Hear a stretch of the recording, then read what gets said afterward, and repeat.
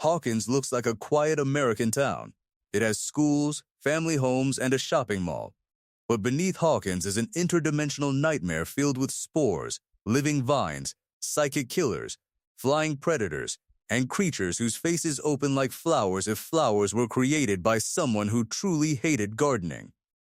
Some of these monsters can be defeated with household objects.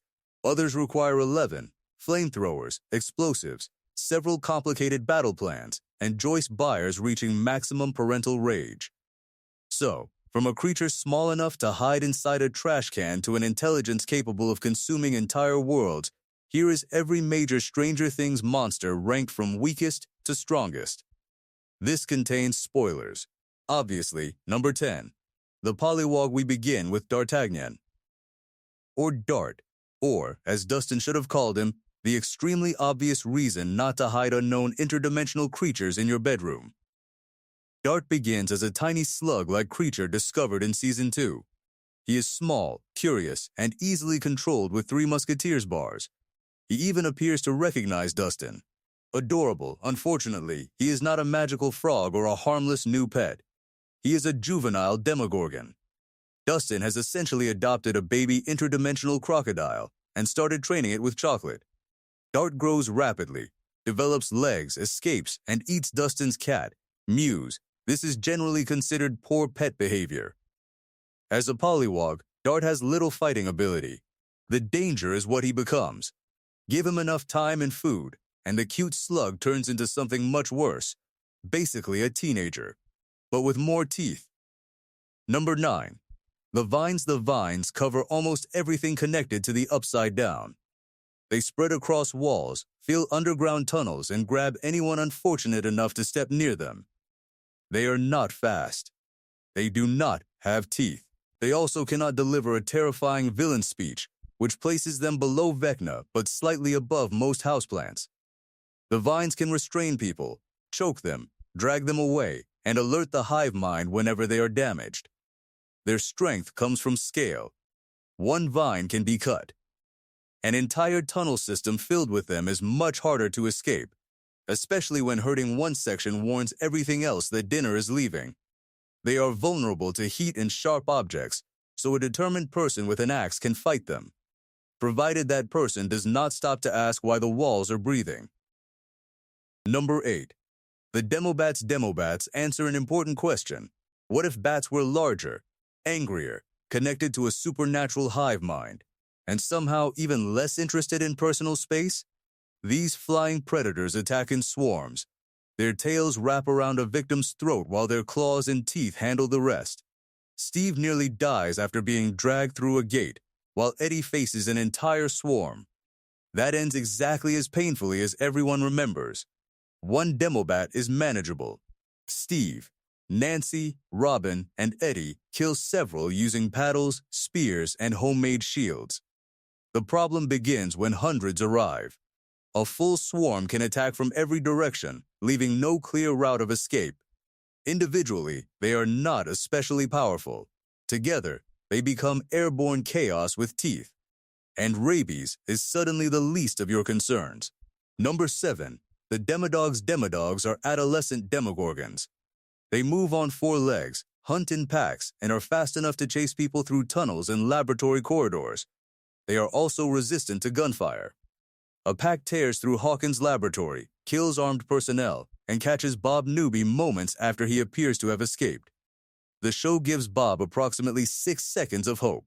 Demodogs coordinate through the hive mind, making a pack far more dangerous than one creature alone. Their weakness is that same connection. When 11 closes the gate, they collapse immediately. Essentially, all the monsters share one supernatural internet connection.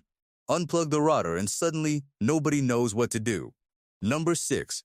The flayed. The flayed are ordinary humans possessed by the Mind Flayer. That makes them especially dangerous because they can move around Hawkins without causing immediate panic. A Demogorgon entering a public swimming pool would attract attention. Billy can stand beside the pool, smile at everyone, and wait until the situation becomes dramatically worse. Possessed humans gain greater strength, aggression, and resistance to pain. The Mind Flayer also uses them as spies while they still appear human. Then comes the unpleasant part. The flayed consume chemicals before gathering at the steelworks, where their bodies dissolve into material for the Mind Flayer's physical form. Hawkins somehow fails to notice dozens of residents drinking cleaning products. Individually, the flayed are manageable. As an organized network hiding inside the population, they are terrifying. Number 5. The hospital monster Tom Holloway and Bruce Lowe enter Hawkins Memorial Hospital as two possessed newspaper employees.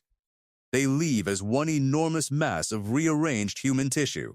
Technically, they do not use the exit. After Nancy and Jonathan fight them, their bodies collapse into liquid flesh and merge. The resulting hospital monster can smash through doors, crawl across walls, reshape itself, and recover from attacks that would kill almost anything normal. Hitting it with a heavy object does not solve the problem. It simply moves the problem several feet away.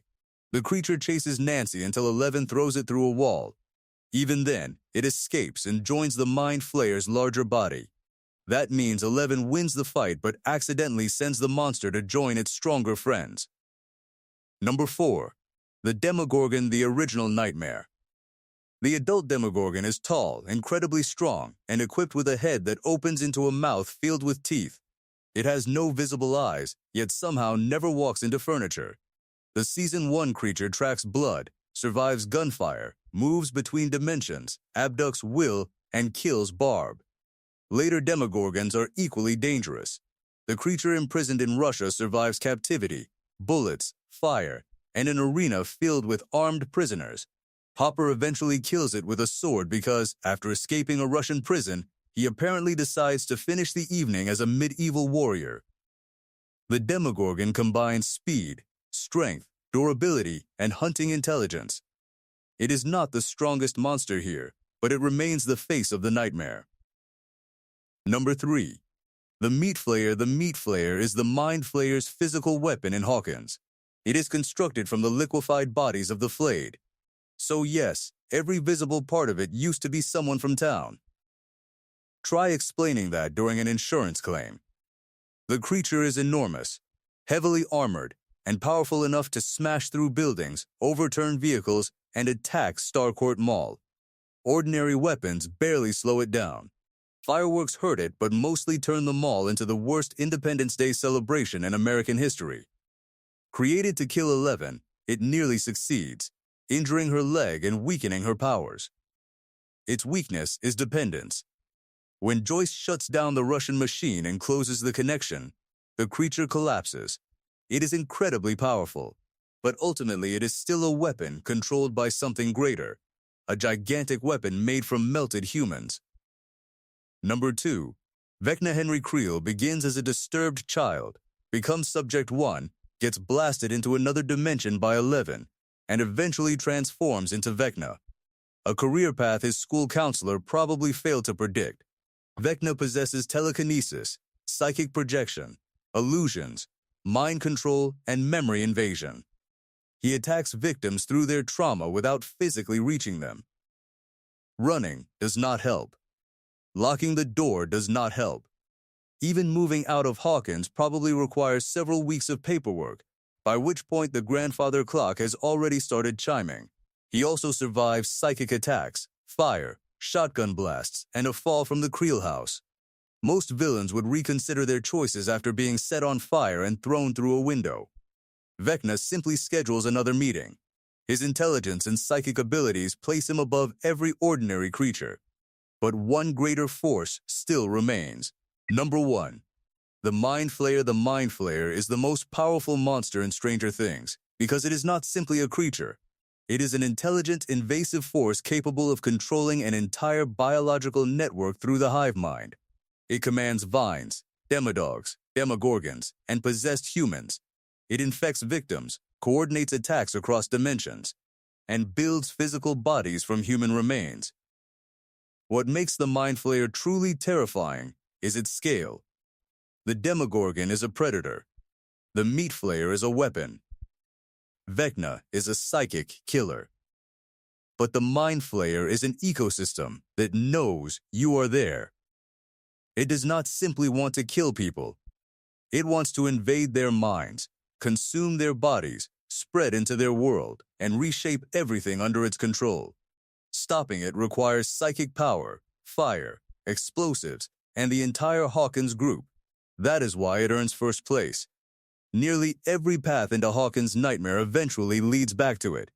And when the plan includes psychic children, flaming weapons, improvised explosives, and Joyce Byers carrying an axe, the situation has moved slightly beyond what local law enforcement can handle. Hawkins should have been evacuated years ago. But then the property prices would collapse, and apparently, even an interdimensional apocalypse cannot defeat the housing market. Please like and subscribe to our channel for more future updates.